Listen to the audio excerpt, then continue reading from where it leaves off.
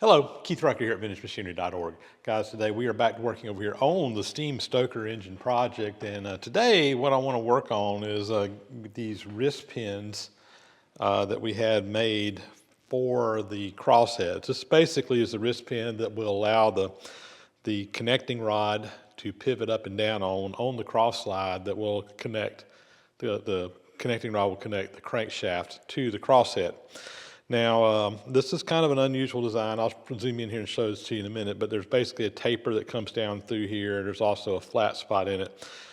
Something could have been done on a manual machine, but because of the continuous taper that's interrupted by this middle spot, it was going to be a lot easier to do this on CNC. So I reached out to David Everhart at Dragonfly Engineering, and we did a little video on this a couple weeks ago, where he actually made these parts for us using a CNC lathe that he has in his shop. So today we need to kind of move this project on forward, and we're going to be focusing on getting these.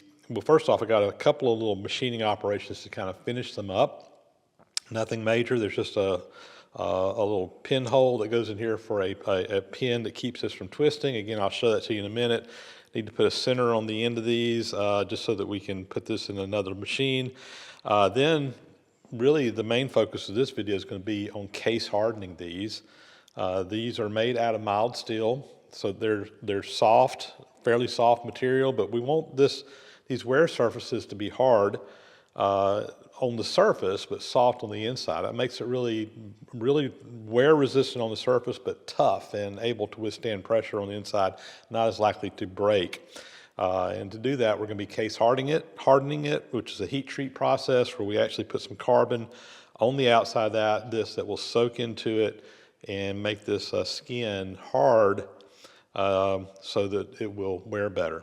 Once that's done, I'm going to have to send these out and have them CNC ground to the proper size. They are just a little bit oversized right now to give us a little bit of material to work with. They will have to be ground down to the proper size.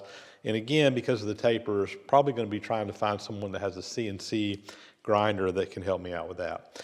Let me kind of zoom in here on the blueprints on these. You can kind of see what's going on, and we'll get started on this project today. All right, I got you zoomed in here looking at the blueprint that I have for these wrist pins. And again, just kind of the challenges that we got. If you notice, we've got this taper that's going down here. It's an 1.5 inch per 12-inch taper. And it's a continuous taper. So when I say continuous, that means it would be like one taper from one end to the other. This taper has got to match here. This diameter can't be smaller in relationship to the back. It's all got to match because the area that this fits into was probably reamed with a continuous tapered reamer. But we've got this center section here, which is the bearing surface for the wrist pin, or for the connecting rod, and it is a 2-inch diameter, and it's larger on this end than the taper. You see the taper kind of intersects about halfway through. So if we had a continuous taper, it would actually about halfway through this start eating into this section. This is why this job screams CNC. It'd be fairly easy to cut this with a taper attachment if it was a continuous taper, but getting it to go in and then having to back off, come back in, putting your tool back in, getting that to line up perfectly would be a nightmare on a manual machine. Not impossible, it's doable, but it would not be an easy thing to do. And same thing goes with grinding this. I've got a cylindrical grinder, and it does a great job for the straight sections here. But for this taper, you can rotate the headstock to do a taper, but again, if it was a continuous taper, it'd be fine, but having to come in and actually pull out and come back in again, doing it on a CNC grinder would probably be a lot better. And Ginger wants to make an appearance. Come on.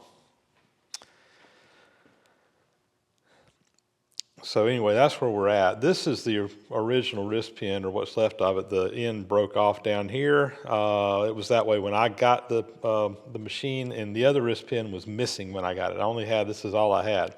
Notice there's also a pin in here. This kind of indexes and keeps this from spinning. I'll show that here in a minute. So this is what David actually made.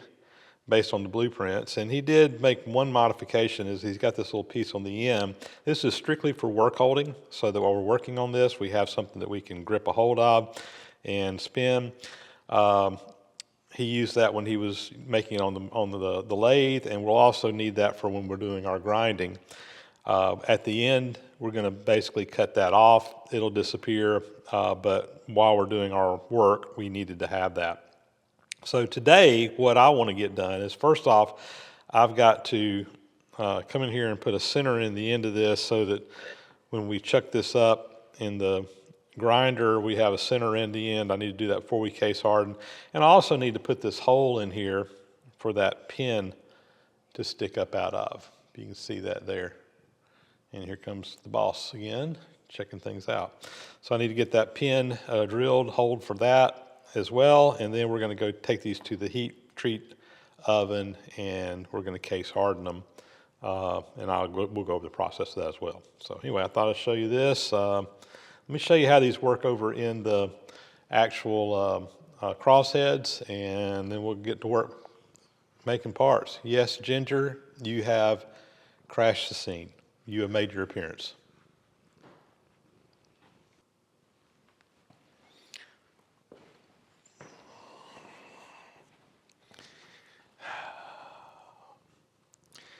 Shop cats.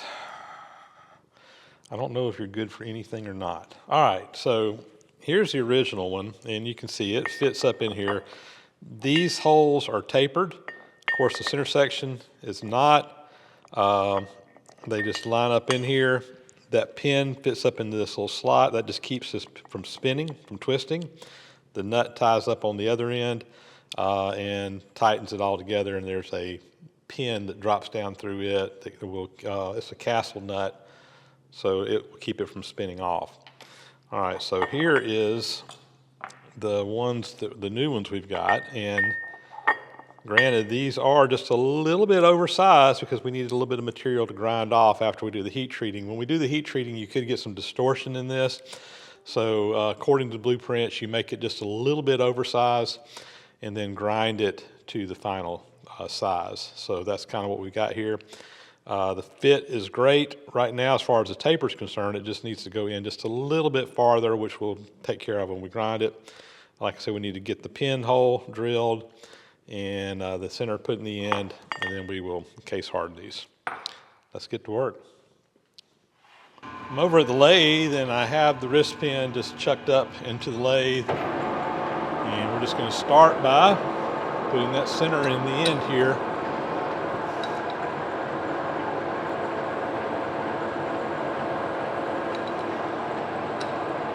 All right, that's all we need. I'm going to do the same thing to the other one. So my next step here is to get the pin hole drilled down here. It's a 1/4 inch hole. It's drilled, 3/16 of an inch from this outside edge, of course, on the center right up here in the top.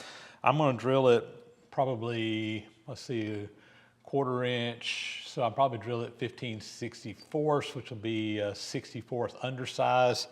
And then we will ream it to size after we do the heat treating with a carbide reamer. And we'll actually ream it just probably a 1/2 thou, or just slightly undersized. So we can press a dowel pin in there for the final operation. But that'll be after we get the case hardening done. Do need to get the hole drilled first. Let me get this first off. I need to get this centered up over here. I've got an edge finder in here. We'll go in here. We'll find the edge of this jaw. We'll zero the digital readout. Come find the edge of this jaw, and then divide that number in half. That'll put us in the center plane. And then I'm just going to come in here and touch off on the edge there, and then we'll move in, again, 3/16, and that should get us lined up where we need to be. Let's see if we can do it. All right, I'm going to drop my edge finder down in there. And the way this works, is you will see that edge finder just kind of bump over to the side. That is when that edge finder is running perfectly perpendicular to the part next to it. And just slowly feeding in, you see it jump over. I'm going to zero out my digital readout. Let me just do another one just to Make sure I'm getting the same number. 0, 0 all the way across. All right, so I zeroed that out. I'm going to come to the other side. Do the same thing here. And 1.545. Let's do it again. All right, we got the same number, so that's good. Now I'm just going to divide that number in half, and that'll put me on the center. So I'll just do that here on the digital readout using the half function.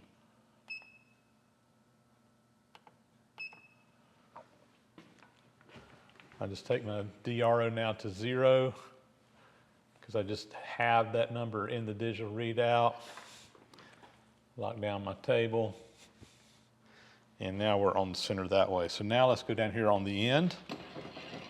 We'll find that edge. Feed my table into that.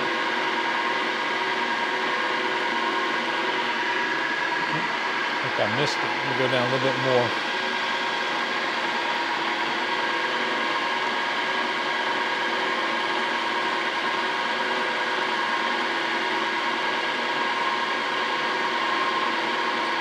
Right there. All right, so that gets me on where the edge of the edge finder is on the edge of this. Now this edge finder is a 1/2 inch in diameter. So first thing I need to do is move in 1/4 of an inch, half of that diameter. That'll get the center over the edge. So let me zero out my DRO. I need to go in 1/4 of an inch, which is 250 thousandths. Right there. So now the center of this is directly over the center of that. And now I need to go in 3/16 of an inch, which is a 0.1875. And I'll just do that on the digital readout again. 1.875 right there. 1.875. All right, so that is where my center of my hole goes. I'm going to get a drill bit now, and we will drill that out. I got a 15/64 drill bit in there. And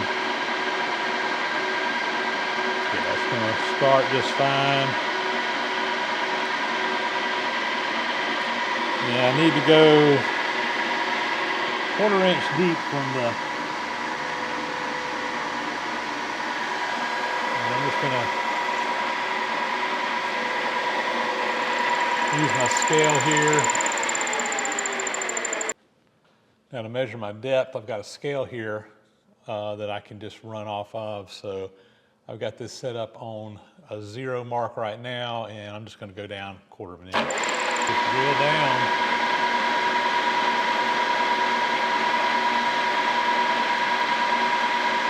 That's 100 thousandths. 200 thousandths, 250 thousandths, 1/4 inch. All right, first one done. Get the other one knocked out. I'm going to take this one out.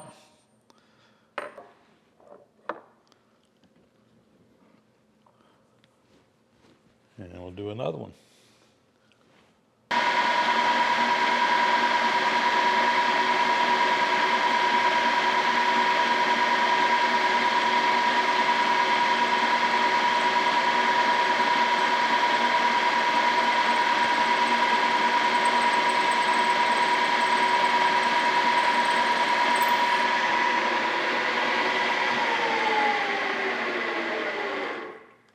So now we're ready for the case hardening process. And to do this, I'm going to be using a case hardening compound here.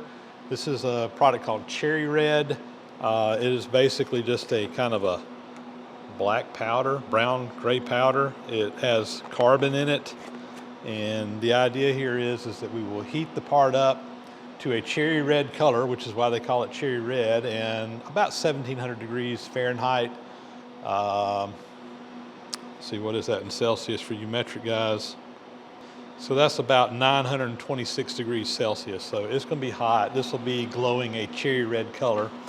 We'll pull them out of the oven. We will actually dip or sprinkle or whatever the powder on the areas, we don't want to do the threads. We don't want to do this up here. We just want to do this main part here. I'll probably take a little brush or something, kind of brush some on there. It should create a little skin on the outside surface of that. We'll put it back into the heat treat oven, let it soak at that 1700 degrees for a couple of hours probably, and then we'll pull them out and we'll quench them in water. Let them cool down very fast. And because these are low carbon steel, there's no carbon on the inside of this metal for it to harden fully like you would normally do, but it will harden on that outside surface. In this case, hardening will penetrate. It doesn't go terribly deep, but it'll go a little bit deeper than the area that we've got to grind off, and we should still have a good hard surface there for it to work with. So I'm gonna go ahead and get these just put into the heat treat oven. We're just gonna set them in here like such. Tell you what, I'm going to turn them around where I got the other end sticking out, so I can grab a hold of that with a pair of tongs when the time comes. And I'm going to program my oven over here. Unlike a lot of your heat treat recipes, I'm just getting it up to temp, and it's going to be staying at a constant temperature. It's not like we got a program where it's going to ramp up to a temperature, hold, and then come down and hold and what have you. It's a fairly simple program, and we're going to program it right now over here in this controller. I am using my Hot Shot heat treat oven. This is I had a different one. I just recently picked this one up. I had a smaller version of this. This one here is longer, where I can do longer parts. So occasionally I do knives for woodworking machinery and stuff. I need a little bit longer one, so I bought this one.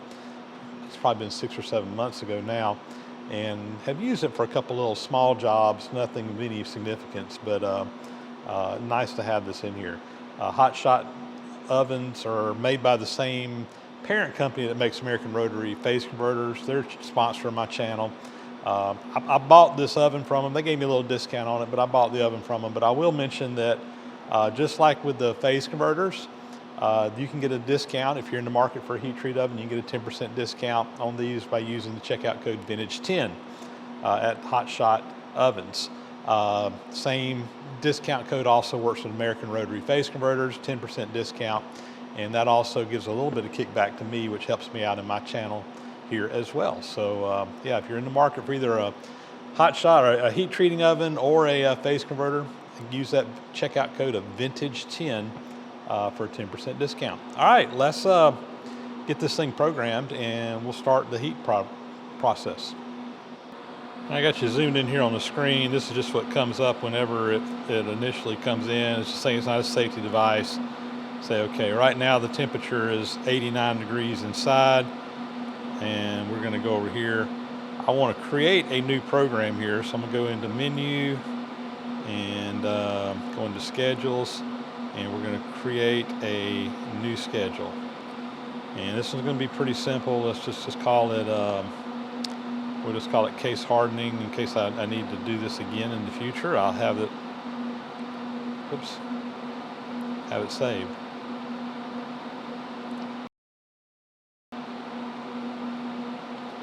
All right, case hardening. I'm just going to hit enter, and I'm going to add a step here. So basically the first thing it is going to tell what the ramp temperature needs to be. You can put in here basically valid entries between 1 and 2500. I think this is in temperature degrees. I'm just going to do as fast as possible, which you put in 9999. Enter. Please enter the segment 1 set point temperature. This is what the temperature we want to go to in that first ramp. So we're going to go to 1700 degrees, enter. And then the hold time. Well, I basically what I want to do here is I just want to keep it at a constant temperature, and I'm just going to be doing this manually. So I don't know, I'm going to probably let it soak, warm up and get fully red, probably let it cook for an hour or two, and then once we've put the case hardening treatment on there, let it go again for another couple hours. So I'm just going to put a hold time. This is how long it's going to hold at that temperature. I'm just going to put in 6 hours, which is probably more than what I need. But anyway, It's asking if I want to do an alert here at the set point. No. And would you like a hold time alert? No. So here we go. As fast as possible, 1700 degrees, hold for 6 hours. That is my program. I'm going to hit save. And now we'll come back out.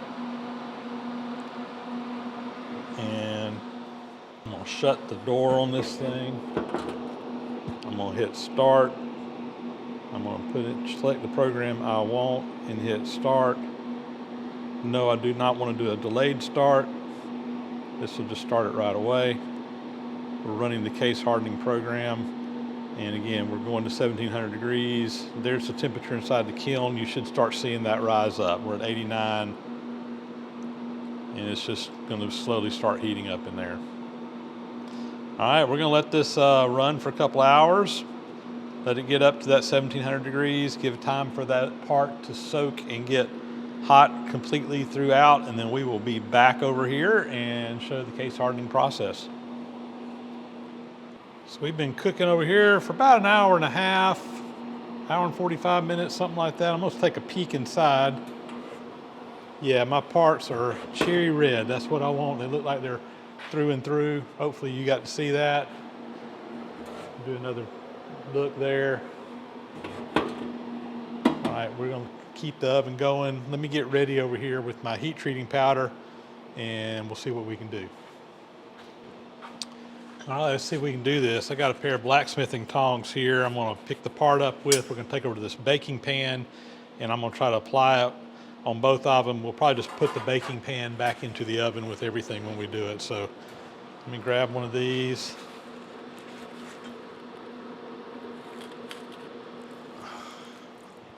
That is hot. Shut my oven back up. I've got my powder here.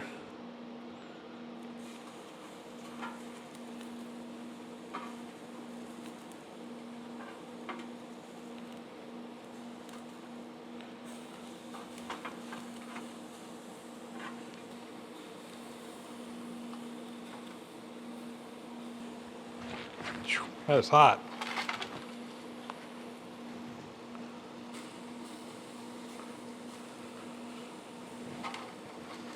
All right, we got that one more or less coated. Let me get the second one.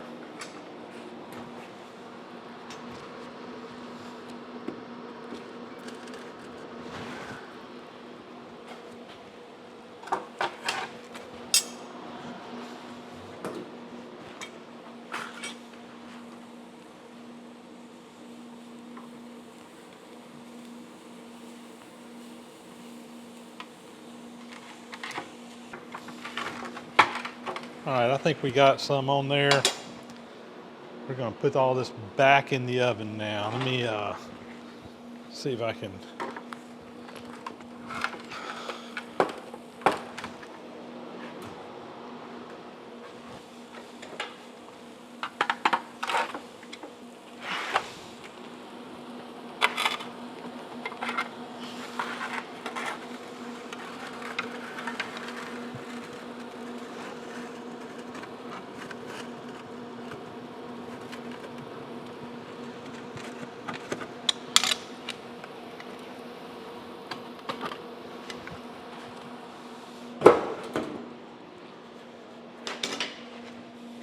All right, we're going to let that cook for a couple more hours. Our temperature dropped down a little bit. We're about 1500 degrees, so we'll let that heat back up to 1700. And like I said, I'm just going to let it cook for a couple more hours and let that soak in, hopefully really well. So this has been soaking for at least an hour, hour and a half now, and we are ready to do our quench. Yep. My pan is falling apart. That's all right. We'll get our part. I got a bucket of water here, and I'm just going to do figure eights down in here until it cools off. I'm going to shut that door just because that heat's coming out.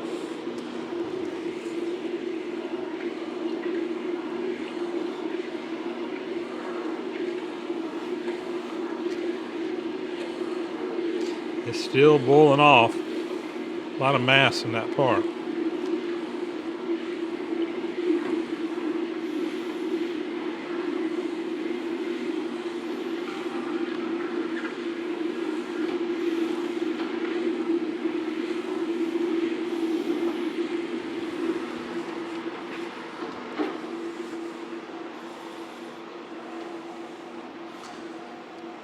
It's starting to cool down a little bit.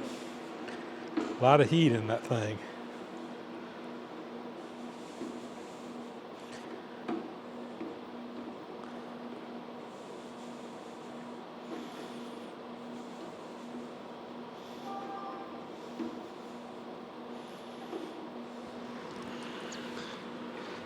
I'm just going to set this over here on the table. It's still hot, but it's not blistering hot. Let's get the second one. Let's go ahead and turn that off.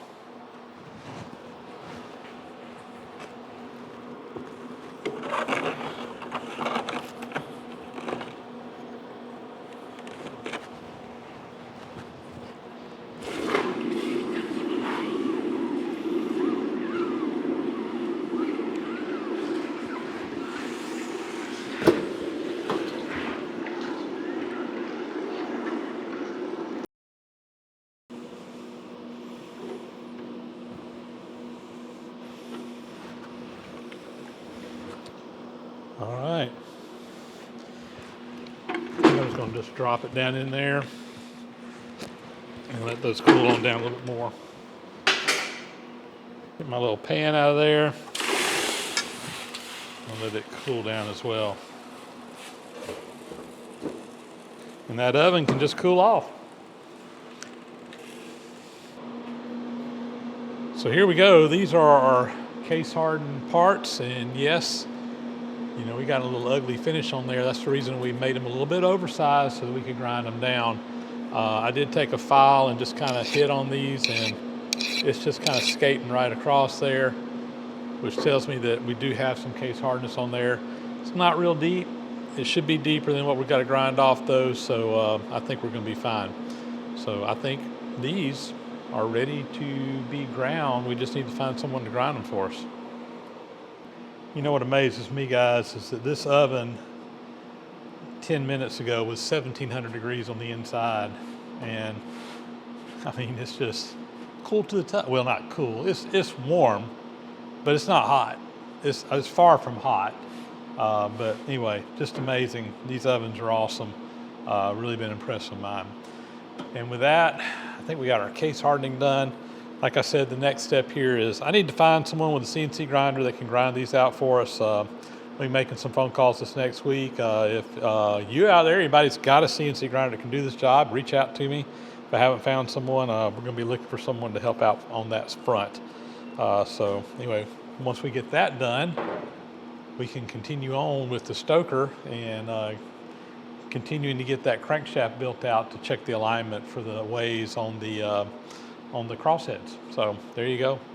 Case hardening with a hot shot oven here in the shop. And with that, guys, that'll be a wrap. As always, thanks for watching. Please subscribe to the channel if you haven't already. Those thumbs up, comments, always greatly appreciated. Hit that bell icon up there to get notifications when new videos are posted. As always, a big, huge thank you to those who support the site financially through Patreon, PayPal, and YouTube memberships. Really helps out a lot. And with that, guys, I'm going to get out of here. We'll catch you on the next video. Again, as always, thanks for watching.